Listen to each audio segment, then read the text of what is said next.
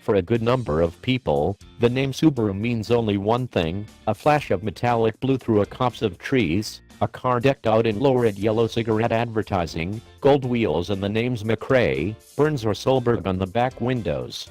But it's now time to consign that to the history books, because that's the Subaru of yesteryear, destined never to return again.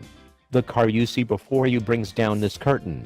As the name implies, the WRX Final Edition is the very last road-going offspring of a gold-plated world rallying dynasty that first started back in 1994 with the Impreza Turbo. While Subaru hasn't been competing on the world stage for over a decade and the WRX hasn't worn an Impreza badge for nearly as many years, the car has been our last remaining link to that halcyon time where Subaru ruled the rallying roost. In contrast to that 1990s famous generation of the performance saloon has been a rather quieter affair.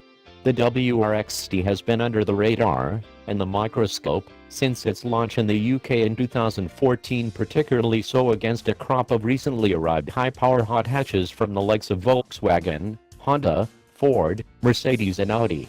Happily, Subaru isn't going to quietly kill off its halo car without some sort of last hurrah. The WRX Final Edition gets standard blue paint, new 19-inch wheels housing larger 6-pot Brembo brake calipers painted highlighter yellow, tweaks to the damping and little Final Edition badges on the front doors. Inside, the Final Edition is repeated on the center console, while part leather and Alcantara heated bucket seats are also included.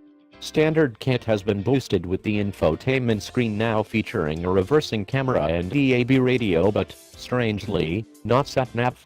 Even though this is a run-out version, Subaru has amazingly decided to give the WRX a facelift just for this car. At the front there is a whole new bumper with different air intakes, while the standard active LED headlights that move with the steering incorporate new C-shaped running lights. But the biggest change of all is to the four-wheel drive system. The driver's control center differential, or DCCD, is now completely electronic. Before it was mechanical and electronic.